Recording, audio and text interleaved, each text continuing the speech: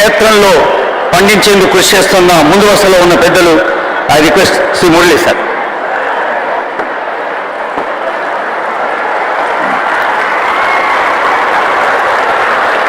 గౌరవ మేయులు మన ప్రియతమ ముఖ్యమంత్రి వర్యులు రేవంత్ రెడ్డి గారు, అట్లాగే వేదిక మీద ఉన్న పెద్దలు, గౌరవనీయులు మంత్రివర్యులు శ్రీధర్బాబు గారు, గౌరవనీయులు ప్రభుత్వ సలహాదారు కేశవరావు గారు, సో ఇతర పెద్దలు ఎంపీలు, ఎమ్మెల్యేలు, ఎమ్మెల్సీలు, సో అట్లాగే అధికారులు, ముఖ్యంగా విద్యార్థులందరికీ కూడా పెద్దలకు నమస్కారము.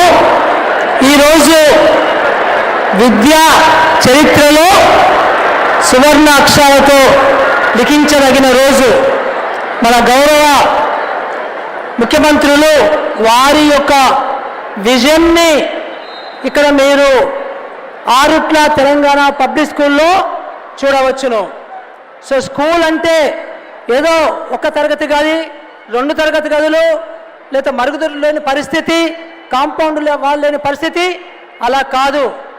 సో స్కూల్ అంటే బంజారా హిల్స్లో, జూబ్లీ హిల్స్లో పెద్ద పెద్ద వాళ్ళు చదువుకునే పెద్ద స్కూళ్ళకు సంబంధించినటువంటి సౌకర్యాలు ఎట్లా ఉన్నాయో మన ప్రభుత్వంలో స్కూళ్ళలో చదివే పిల్లలకు కూడా అలాంటి సౌకర్యాలే ఉండాలి అని ఒక దార్శనికతతో మన ముఖ్యమంత్రి గారు తెలంగాణ పబ్లిక్ స్కూల్ అనే ఒక కొత్త వ్యవస్థకి శ్రీకారం చుట్టడం జరిగింది. ఇంతకుముందులాగా గవర్నమెంట్ స్కూల్ అంటే అట్లా ఉండడానికి లేదు. గవర్నమెంట్ స్కూల్ అంటే మనము ఆరుట్లలో కట్టుకున్నటువంటి ముఖ్యమంత్రి గారి సపోర్ట్తోని వారి కలల నిజమయ్యేటట్లుగా ఆరుట్ల స్కూళ్ళు కట్టుకోవడం జరిగింది. ఈరోజు ఆరుట్ల స్కూల్లో మనకి మీరు ఒక పెద్ద ప్రైవేట్ కార్పొరేట్ స్కూళ్ళు కంపేర్ చేసేట్లయితే అక్కడ ఏమున్నాయో ఇక్కడ అన్నీ ఉన్నాయి, ఒక్క స్విమ్మింగ్ పూల్ తప్ప. సో మరి ఈరోజు ప్రభుత్వ స్కూల్ ఇట్లా ఎందుకు ఉండకూడదు అనే ఒక కొత్త నినాదంతో మన ముఖ్యమంత్రి గారు ప్రతి మండలంలోని కూడా అన్ని స్కూళ్ళు ఇలాంటి సౌకర్యాలతో ఉండాలి అనే ఒక కళతోని ముందు సాగడం జరిగింది. సో ఇక్కడ ఏంటంటే మేము చెప్పేది, మనకి ఇలాంటి ఎన్విరాన్మెంటు ఒక అన్ని సౌకర్యాలు ఎన్విరాన్మెంటు ఒక పార్ట్ 1 అయితే, పార్ట్ 2 విద్యకు సంబంధించినటువంటి నాణ్యత, విద్యకు సంబంధించిన ఎడ్యుకేషన్ లెర్నింగ్ అవుట్కమ్స్, అది ఒకటి ఇంకా మనం బిల్డ్ చేసుకోవాల్సిన అవసరం ఉంది. దీనికి మన దగ్గర బ్రహ్మాండమైనటువంటి విద్యార్హతలు ఉన్నటువంటి టీచర్లు ఉన్నారు.